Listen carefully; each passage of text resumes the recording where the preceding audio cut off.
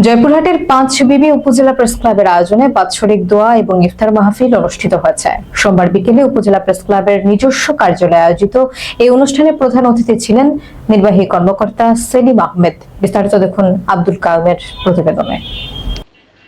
যথাযোগ্য ধর্মীয় ভাবগাম্ভীর্যের মধ্য দিয়ে জয়পুরহাটের পাঁচবিবি উপজেলা প্রেস ক্লাবের বার্ষিক ইফতার ও দোয়া মাহফিল অনুষ্ঠিত হয়েছে।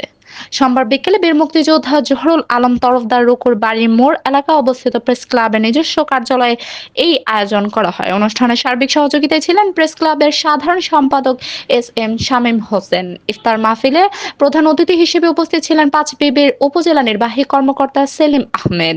বিশেষ অতিথি হিসেবে উপস্থিত ছিলেন থানার অফিসার ইনচার্জ আব্দুল হাফিজ মোহাম্মদ রায়হান, উপজেলা মুক্তিযোদ্ধা কমান্ডার আব্দুর রব লুলু এবং উপজেলা বিএনপির সভাপতি আলহাজ সাইফুল ইসলাম ডালিম সহ স্থানীয় প্রশাসনের ঊর্ধ্বতন কর্মকর্তাবৃন্দ।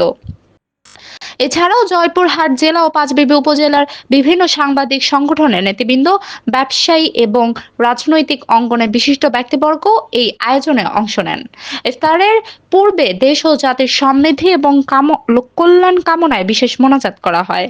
বক্তারা এই আয়োজনের মাধ্যমে সাংবাদিক ও স্থানীয় সুধীজনের মধ্যে পারস্পরিক সৌহার্দ্য বৃদ্ধির ওপর গুরুত্ব আরোপ করেন। সবশেষে আমন্ত্রিত অতিথিদের সম্মানে ইফতার পরিবেশনের মাধ্যমে অনুষ্ঠানের সমাপ্তি ঘটে।